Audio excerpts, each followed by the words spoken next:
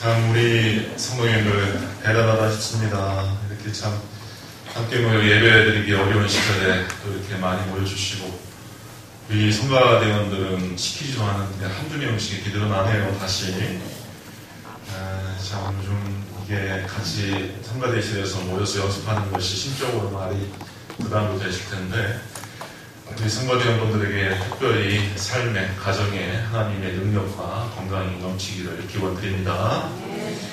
이 시간은 각기 다른 길이라고 하는, 각자 다른 소망이라고 하는 제아의 말씀으로 함께 은혜를 나누어 가겠습니다. 우리가 성경, 특히 사복음서를 읽으면 알게 되겠지만, 사복음서에 나오는 예수님의 12 제자들의 면면을 살펴보자면은 인간적인 약점이 참 많다는 것을 우리가 알 수가 있습니다. 예수님께서 제자들이 뛰어나고 대단해서 불러주신 것이 아니라, 도대체 예수님은 무슨 의도로 저런 사람들을 불렀을까 싶을 정도로 엉망인 사람들이 제법 됩니다. 인격적으로 또 인격적으로 모순이 많고, 또 실수도 잦고, 서로 다투기도 잘하고, 말한 바대로 실천하지도 못하고 약속을 어기거나, 심지어 스승 예수를 배신하거나 떠나버린 사람들이 바로 이 제자들이었습니다. 그런데 이들이 예수님의 십자가의 사건과 부활의 사건을 경험하고, 그리고 성령에 참여한 바 됨으로 인하여서 삶이 180도로 달라집니다. 이 부분에 대단히 중요한 키포인트가 있습니다. 우리가 어떻게 살면 좀 달라질 수 있겠습니까? 하나님, 내 인생이 좀 달라지고 싶습니다. 난 이렇게 살기 싶습니다. 하나님 앞에서 온전한 부름을 성취하고 싶습니다. 우리에게 그런 열망이 있지 않습니까? 제자들이 변한 그 이유를 우리가 추적하면 됩니다. 첫째, 십자가의 복음을 분명히 아는 것. 하나님께서 은혜로, 조건 없는 사랑으로 나를 불러주셨다라고 하는 그 한 가지 사실을 우리 존재의 가장 깊은 그 심연의 차원에서 깨닫고 뉘우치고 받아들이고 회개하고 예수가 나의 주다라고 하는 것을 붙들 때 대단히 중요합니다. 이 첫 번째, 예수의 복음을 우리가 바로 경험할 때. 두 번째는 부활. 우리는 인간이 짊어진 모든 불안의 끝에 죽음이라고 하는 이 권세가 도사리고 있다는 것을 우리가 알 필요가 있어요. 우리가 가난을 왜 무서워합니까? 실패를 왜 무서워합니까? 이별을 왜 무서워합니까? 성취하지 못한, 얻고자 하지만 얻지 못한 것들, 이런 것에 우리가 왜 절망을 합니까? 그 끝에 죽음이 다 있는 겁니다. 그 끝에 죽음이 다 있어요. 근데 그 죽음의 권세를 깨뜨리고 부활로 하나님 안에 생명이 있다라고 하는 것을 시위하시고 입증하신 분이 바로 예수님입니다. 그리고 그 부활은 예수의 운명뿐만 아니라 우리의 운명된다라고 하는 것은, 예수 안에서 붙임받은 우리도 부활의 첫 열매가 되신 예수님처럼 우리도 부활할 수 있다라고 하는 것을 분명히 알 때, 우리가 세상으로부터 또 온갖 고난과 어려움으로부터 자유를 얻을 수가 있는 것입니다. 부활, 그래서 중요해요. 또 세 번째, 우리가 3주 전에 성령 강림절을 우리가 가졌지 않습니까? 성령이 오심. 성령께서 오셔서 우리의 마음 가운데 하나님의 뜻과 하나님의 말씀과 진리를 밝히 일러주시며 하루하루 성령과 동행하는 삶, 성령 하나님과 교제하는 삶을 살다가 보면은 그 엉망진창이었던 제자들이 바뀌어서 하나님의 위대한 사명자가 된 것처럼 우리도 이렇게 바뀌어 나갈 수 있는 것입니다. 예수의 복음, 그리고 부활의 능력, 그리고 성령의 충만함. 이게 제자들이 삶이 그나마에 된 단서인 겁니다. 예수님과 3년간 한솥밥을 먹었던 12제자지만 그들의 삶의 비결을 보면 또 다 달라요. 다 다릅니다. 가장 먼저 가룟 유다가 스승 예수를 배반하고 팔무로 인하여 이후에 양심의 가책을 느끼고 스스로 목매달아 죽은 사건이 있었죠. 아주 비참하게 그 사람은 끝났습니다. 그런데 그 나머지 11제자, 우리가 성경상으로 추적할 수 있는 제자들은 몇 안 되지만 교회 사가들, 그리고 성경 안에 들어오지 못한 외경을 우리가 살펴보자면은 대충 나머지 11 사도들이 어떠한 삶을 살다 갔으리가 추정할 수 있는 단서들이 발견됩니다. 가령 마태 같은 경우는 에티오피아에서 창에 찔려 순교했고요. 안드레는 그리스에서 X자형 십자가에서 채용당합니다. 빌립도 터키와 시리아 지역에서 활동하다가 십자가형으로 순교를 했고, 시몬은 이란에서 톱질로 순교를 당했어요. 나다나엘은 아르메니아에서 참수로 순교했고, 마띠아에는 터키에서 이도 역시 참수로 순교당하고, 알페오의 아들 야고보는 예루살렘 성전에서 추락사로 죽었고, 그 형제 다데오는 페르시아, 지금의 이란에서 십자가형으로 순교했습니다. 의심 많던 도마 제자는 인도에서 창에 찔려 순교를 했어요. 그런데 세베대의 아들로서 사도 요한의 친형 야고보는 사도행전에 기록되어 있습니다. 헤롯 아그리파에 의해서 예루살렘에서 순교를 당하게 되는데 12제자 중에서 가장 먼저 순교한 사람이 바로 이 사람이에요. 세베대의 아들로서 사도 요한의 친형 야고보 사도가 가장 순교자 1호입니다. 그런데 그 친동생, 제자 공동체에서 가장 막내였고 막내라서 예수님의 사랑을 듬뿍 받았던 요한은 어땠느냐? 요한은 순교를 안 당했습니다.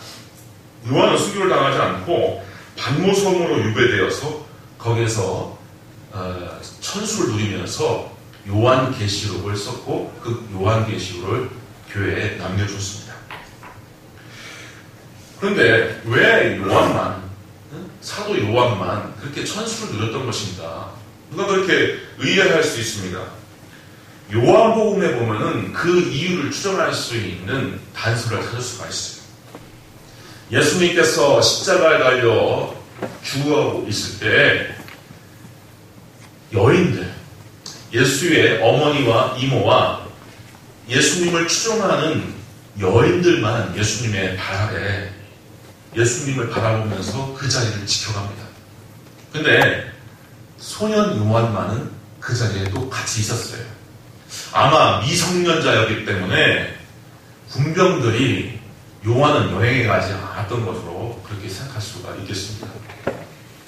우리 예수님은 다른 종교의 창시자처럼 출가를 하거나 가정을 버리셨던 분은 아니에요. 우리가 복음서를 보면은 틈틈이 예수님의 어머니 마리아가 예수님의 사형장에 등장해서 예수님에게 부탁도 하고 또 예수님이 하신 일이 끝날 때까지 바깥에서 기다리기시도 하고 그런 일들을 볼 수가 있어요. 그래서 예수님은 어머니를 모시는 입장에서 그 도리를 다하지 않았나라고 하는 생각을 할 수가 있습니다. 자, 그렇게 효심 많은 예수님께서 피를 철철 흘리면서 어머니에게 보이지 말아야 할 처참한 모습을 보이면서 죽어가고 있을 때 어머니에 대한 연민이 얼마나 끌어넘치겠습니까? 그 아들이 죽어가는 모습을 바라보는 엄마의 마음도 찢어지지만 비참하게 죽어가는 자기의 모습을 어머니에게 보이고 있는 아들 예수 자신의 마음은 얼마나 또 아프겠어요. 이때 예수님께서 어린 요한을 보고서 이런 말씀을 하십니다. 내 어머니다. 오라, 내 어머니다. 네가 가서 모셔라. 그리고 어머니에게 말씀하십니다. 보소서, 이 요한이 이제부터 어머니의 아들입니다. 이렇게 해서 둘을 엮어주십니다. 자기가 어머니 늙고 또 세상 떠날 때까지 돌보지 못하는 그 회한이기 때문에 어린 요한에게 이 부양의 의무를 전가시켜 주는 거죠. 그래서 요한은 그 마리아를, 어머니 마리아를 돌아가실 때까지 극진히 섬겼던 거예요. 그러니 요한이 죽어야 할, 일찍 순교당해야 할 이유는 없는 것이죠. 그런데 오늘 본문 중 베드로는 예수님께서 자기 자신에 대한 예언을 하실 때, 나는 순교당하겠구나 라고 하는 운명을 직감하게 됩니다. 18절 이하에 보면 예수님께서 베드로에게 이런 말씀을 하십니다. 네가 젊어서는 스스로 띠뛰고 원하는 곳으로 다녔거니와, 이 띠라고 하는 것은 혁대, 벨트 같은 겁니다. 그래서 이스라엘 남자들이 바깥 출입을 할 때, 외출을 할 때 띠를 띠고서 나갑니다. 너는 어렸을 때, 젊었을 때는 그렇게 내 자행으로, 내 의지로 그렇게 돌아다녔지만 앞으로는 내 팔을 벌리니 남이 내게 띠 띄우고, 요 띠는 결박한다는 뜻이에요. 너를 묶어버려서 내가 원하지 아니하는 곳으로 데려가리라. 이 말씀을 하시면 베드로가 어떠한 죽음으로 하나님께 영광을 돌릴 것을 가르치시라 했습니다. 그러니까 베드로는 알았던 겁니다. 나는 내 인생은 순교로 마감하겠구나, 순교로 마치겠구나 라고 하는 것을 알게 되는 거예요. 그런데 참 인간의 심리라고 하는 것은 자신이 처한 고난에 남의 사정을 비교하고자 하는 마음이 생깁니다. 나는 이렇게 어려운데, 나는 이제 장차 이러한 꼴을 당하는데 쟤는 어떨까? 쟤는 평안할까? 쟤는 잘 먹고 잘 살까? 라고 하는 생각이 불현듯 날 수가 있는 존재지요. 그래서 베드로도 좀 억울한 마음이 들었던 모양입니다. 나는 그렇게 죽지만 저 꼬마, 저 소년, 저 요한은 어떨까? 하는 생각이 드는 거예요. 쟤는 잘 살아남을까? 그래서 베드로는 예수님께 다시 묻습니다. 20절 이하에 보면은 베드로가 돌이켜 예수께서 사랑하시는 그 제자가 따르는 것을 보니 요한을 두고 말하는 겁니다. 그는 만찬석에서 예수의 품에 의지하여 주님을 파는 자가 누구오니까 묻던 자라라. 이에 베드로가 그를 보고 예수께 여쭤오되 주님, 이 사람 요한은 어떻게 되겠사옵나이까? 이렇게 묻게 되는 겁니다. 참 사람이라고 하는 존재가 윤리적으로도 부족하고 하나님 앞에서 죄인이라고 하는 것, 참 유약한 존재라고 하는 것을 알 수가 있는 것은 남이 잘 되는 것을 좋아하지를 않는 면, 그것을 우리가 볼 수가 있어요. 우리 학교 선생님들 여기 많이 계시지만 학생들이 그런 심리가 있지 않습니까? 상향 평준화를 원하기보다는 하향 평준화를 원합니다. 같은 반 친구 중에서 모범생이 있으면은 저 철수를 따라서 우리 열심히 공부하자, 선생님 말씀 잘 듣고 열심히 해보자, 이런 생각이 드는 게 아니라 쟤도 좀 우리처럼 성적이 낮아졌으면, 쟤도 우리처럼 장난을 좀 잘 쳤으면, 이런 생각들을 하는 거예요. 베드로가 꼭 그런 마음이 들었던 모양이에요. 아니 나는 죽고 왜 쟤는 산대? 이런 생각이 드는 겁니다. 이때 예수님께서 22절에 보면은 내가 올 때까지 그를 머물게 할지라도 너에게 무슨 상관이냐? 너는 나를 따르라 하신다. 예수님께서 그렇게 말씀하십니다. 자, 오늘 본문에서 우리가 깨닫는 것은 부름받은 제자들, 하나님 앞에서 생애를 얻어 누리는 우리 인생들의 삶의 모든 길들이 다 다르다고 하는 것을 우리가 발견하게 됩니다. 그래서 우리는 하나님 앞에서 어떤 인생이 높냐, 어떤 인생이 낮냐, 어떤 인생이 좀 유복하고 어떤 인생이 좀 거치느냐, 어떤 인생이 좀 완전하냐, 불완전하냐, 따져 물을 수 있는 것이 아니라고 합니다. 하나님 앞에서 인생의 불공평이 공평입니다. 이 사실에서 우리가 알아야 할 것은 우리는 하나님 앞에서 무엇을 자랑하거나 무엇을 내세울 수 있는 존재가 아니라고 하는 사실이죠. 우리가 하나님 앞에서 율법의 행위로 또 어떤 공로로서 구원받을 수 있는 자가 하나도 없습니다. 다 우리가 생애의 경주를 극진하게 하지만 여러 가지의 문제와 거치는 문제들, 또 우리를 괴롭히는 고난들, 이런 것에 우리가 맞닥뜨려서 주저앉거나 울거나 좌절하기 쉬운 존재예요. 그래서 우리에게 필요한 것은 하나님의 도움이고 긍휼입니다. 인생은 누구나 하나님의 자비를 얻어야 할 연약한 존재입니다.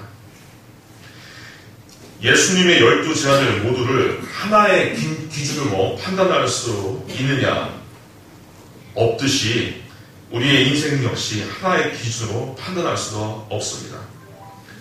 아주 직설적으로 물어서 누가 성공한 인생이고 누가 실패한 인생이냐고 묻는다면 그것을 명쾌하게 대답할 수가 없다는 사실입니다.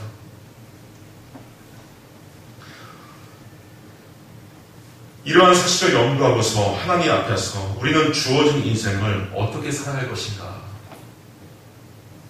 첫째는 누구나 죄인으로, 누구나 불완전한 존재로, 누구나 미완으로 살아간다는 점을 알아야 됩니다. 야고보서 4장 14절에 보면은 내일 일을 너희가 알지 못하는도다. 너희 생명이 무엇이냐? 너희는 잠깐 보이다가 없어지는 안개니라 했습니다. 80년대에 유행했던 노래 가사 중에서 이런 가사가 있었습니다. 인생은 미완성. 가요니까 우리가 수준이 참 그렇다 싶지만 공교롭게도 이 가사는요 40년 넘게 한국에서 사목 활동을 했던 설리반 레이몬드 신부가 쓴 시예요. 여기에는 이렇게 적혀 있어요. 인생은 미완성, 쓰다가 많은 편지, 그래도 우리는 곱게 써가야 돼. 사랑은 미완성, 부르다 먹는 노래, 그래도 우리는 아름답게 불러야 해. 어찌 보면은 유행가, 춤 같은 가사인데 곱씹 보면은 참 건강한 영성이 들어있습니다. 우리는 성공과 성취를 위해서 매진합니다. 열정을 다합니다. 젊을 불태웁니다. 시간과 기회의 비용을 다 소모합니다. 그러나 극단적으로 그 맨 위에 정상에 오르는 사람들은 얼마 없어요. 얼마 없습니다. 평사원에서 CEO가 되기까지 거의 많은 사람들이 중간에서 좌절합니다. 인류대학을 위해서 목표를 했지만 인류대학 다 갑니까? 다 못 가지. 아버지가 되어서 남편이 되어서 정말 고액의 연봉을 가지고서 아내 호응시켜주고 자식 잘 키워보고 싶지만 그게 마음대로 됩니까? 안 됩니다. 그러면은 하나님께서 너는 실패자니까, 너는 그것밖에 못하니까 그저 거기에서 좌절하고 울고 비관하라. 하나님께서 그렇게 의도를 하실까요? 하나님께서 그런 삶을 원하실까요? 그게 아니라고 하는 겁니다. 그게 아니라고 하는 거예요. 하나님께서는 이 세상에서 많은 존재, 많은 생물을 만드셨을 때 호랑이나 사자처럼 거칠고 위대하고 멋진 창조물도 만들었지만 양이라든지 다람쥐라든지 또 참새같이 유약한 존재도 만들었습니다.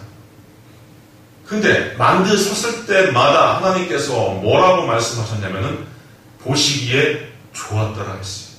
보시기에 좋았다. 여기에 우리 각자의 인생이 다 걸려있는 겁니다.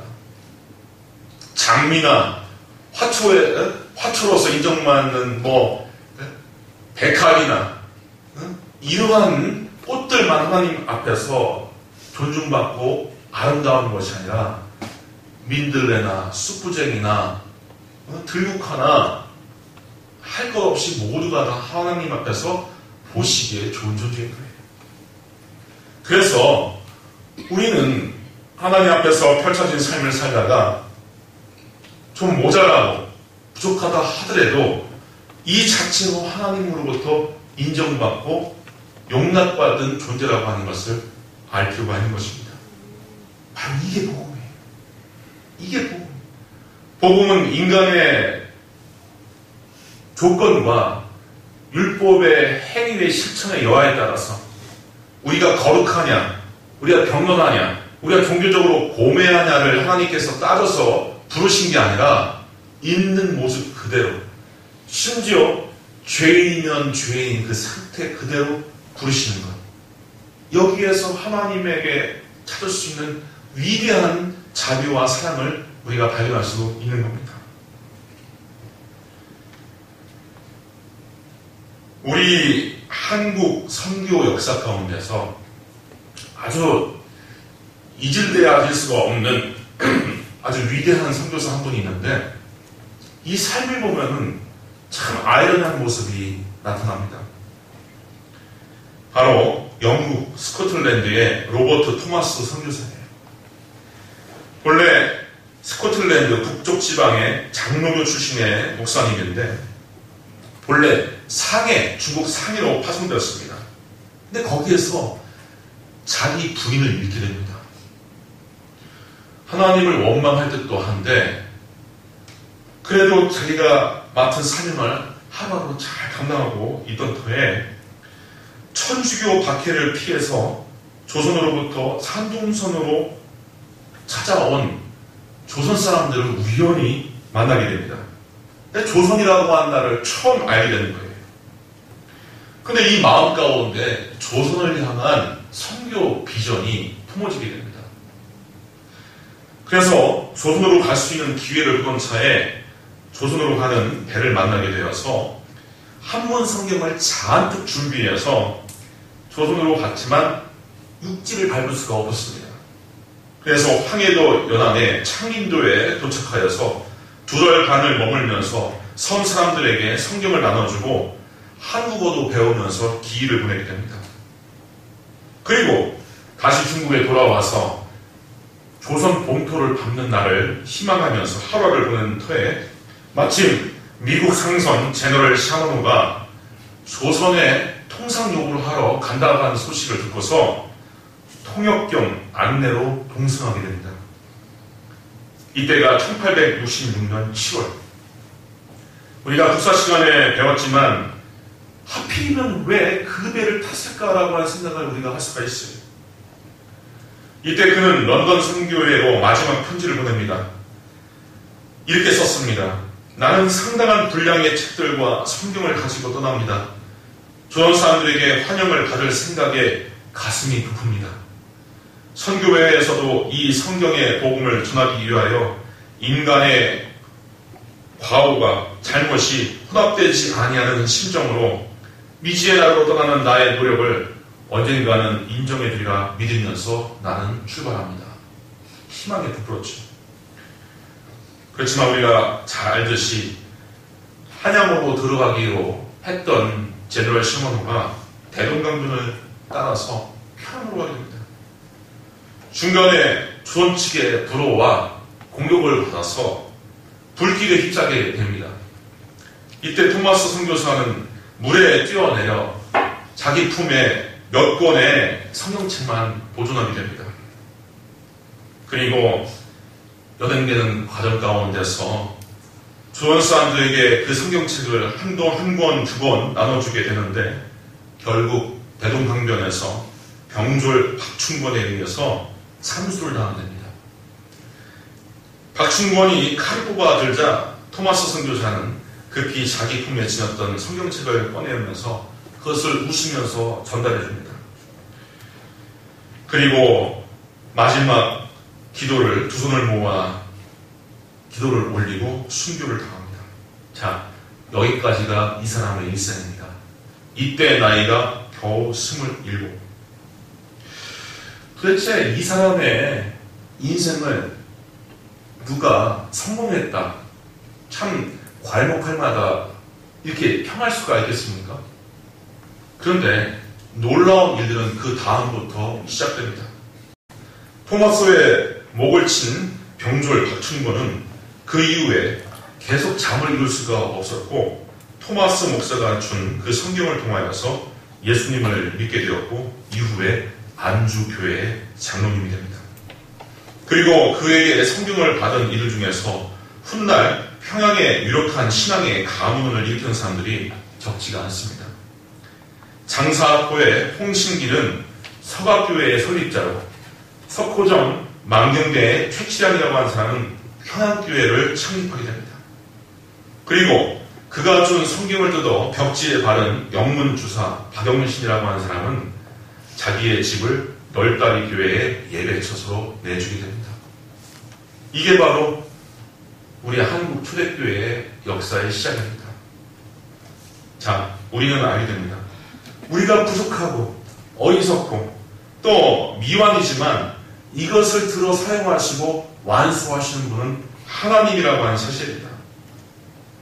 하나님이 우리가 바른 뜻을 품고 사람을 사랑하려고 섬기려 할 때는 하나님께서 우리의 중심을 보시고 거기에 하나님의 능력과 하나님의 완성으로 모든 일들을 합력하여 손을 이루게 하시는 것입니다.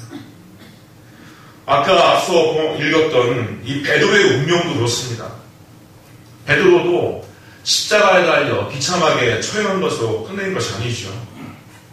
신약 성경에 들지 못했던 신약 성경에 들지 못했던 복음서 가운데 또 여러 서신서나 여러 내용들 가운데 이른바 베드로의 행전이라고 하는 성경이 있습니다. 로마의 박해가 심해지자 로마에서 선교 활동을 했던 베드로가 교우들의 권유를 따라서 피신길에 오릅니다. 베드로 선생님, 도망가시오. 교회는 우리가 지키겠습니다. 그래서 그 이야기를 듣고서 황급하게 피신길에 오르게 됩니다. 예수님께서 십자가에 못 박히신 지 36년 만의 일인데, 그런데 황급하게 도망가는 길에 환상 가운데 예수님이 나타나십니다. 깜짝 놀라요. 그래서 예수님께 묻습니다. 주님, 어디로 가십니까? 라틴 말로 Who vadis? 주님, 어디로 가십니까? 묻습니다. 이때 예수님께서 네가 버린 양들을 위하여 내가 다시 로마로 돌아가 십자가에 달려 죽으러 간다. 이렇게 말씀하시는 거예요. 문득 예수님께서 다시 십자가에 못 박힌다라고 하는 이야기를 듣고서 그럴 수는 없지. 예수님을 2번 십자가에 못 박을 수는 없지. 뉘우친 이 베드로는 자기가 로마로 돌아가서 순교의 잔을 자초하게 됩니다. 예수님과 똑같은 십자가형을 받기에 송구스러워서 거꾸로 된 십자가에 달려 죽게 되는 거예요. 사랑하는 성도님들, 우리가 행복을 결과에서만 얻으려고 하지 말고 과정에서 얻을 수 있도록 하실 수 있길 바랍니다. 이 로또라고 하는 이 복권이 우리 한국 사회에도 있습니다.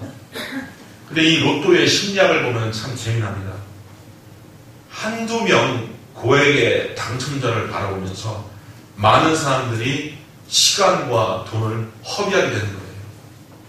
그런데 많은 경우 한국 사람들이 또 현대인들이 그런 식의 생각으로 살게 됩니다. 소수의 성공한 사람들을 바라보며 나도 그러하리라, 나도 그렇게 되리라. 대단히 중요한 관점입니다. 필요합니다. 인생에 있어서 롤 모델이라고 하는 것은 대단히 중요합니다. 그것을 위하여서 우리가 시간과 열정을 다하는 것 대단히 중요합니다. 그러나 그것을 성취하고 그것을 얻고 말고는 결국 하나님께서 정하시겠죠. 그러나 많은 경우 대부분 대중들은 거기에 오르지 못합니다. 그러면 다 실패자냐? 그렇지 않다라고 하는 것이 복음의 메시지입니다. 우리는 상위에 들지 못하는 자신의 처지, 승자가 되지 못하는 내 모습, 바라는 결과를 얻지 못하는 내 현실에 직면할 때 차츰 엄청난 상실감과 자괴감으로 인하여서 우울에 빠질 수가 있습니다.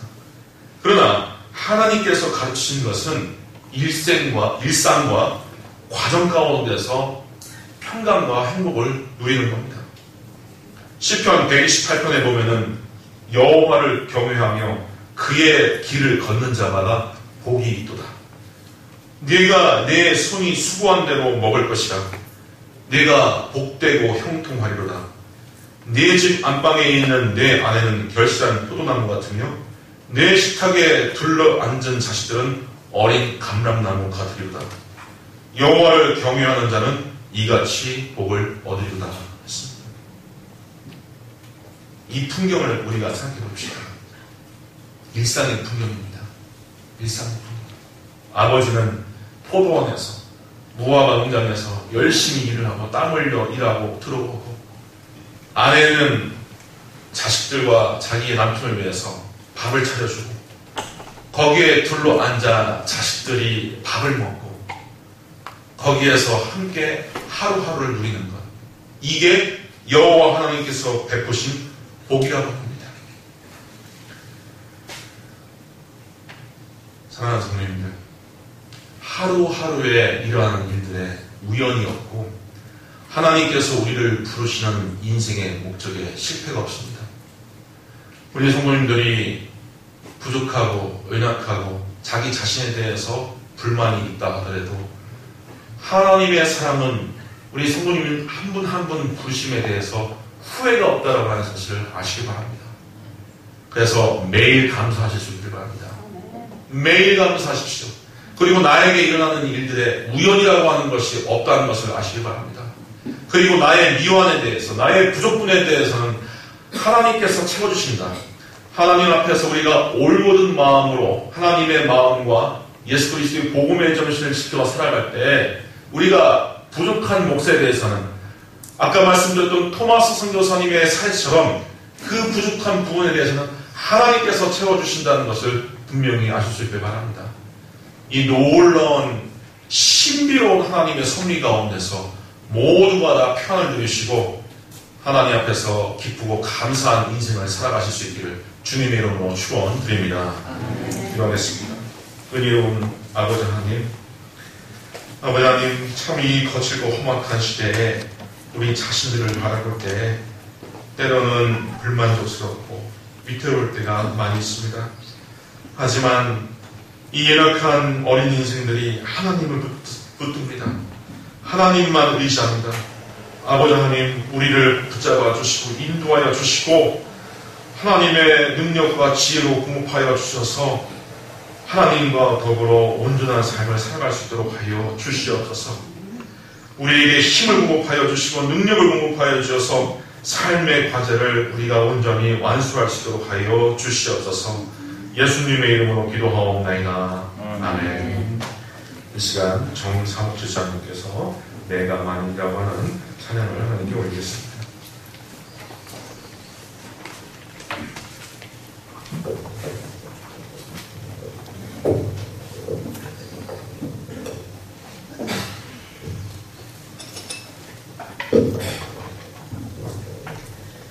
지속되는 코로나19로 인하여 피곤하고 지친 심신을 위로하고자 하는 저의 소박한 마음을 이 복음 성가에 담았습니다.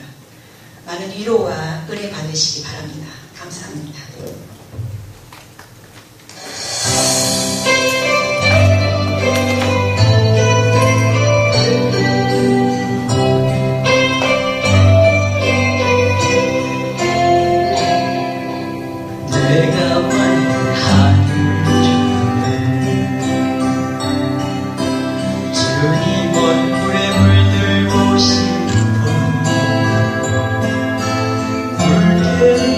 저녁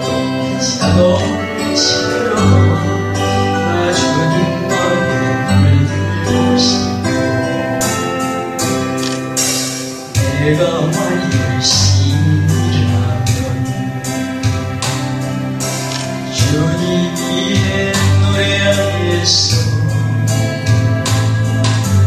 주님 품에 안긴 어린아이처럼 나 행복하게 노래하시오. 세상에 무엇이라도 주님이 해내고 싶어. 그처럼 주님 함께 있으니 내겐 얼마나 큰 기쁨인지. 사랑하는 나의 예수님 주님 아는지. 이런 나의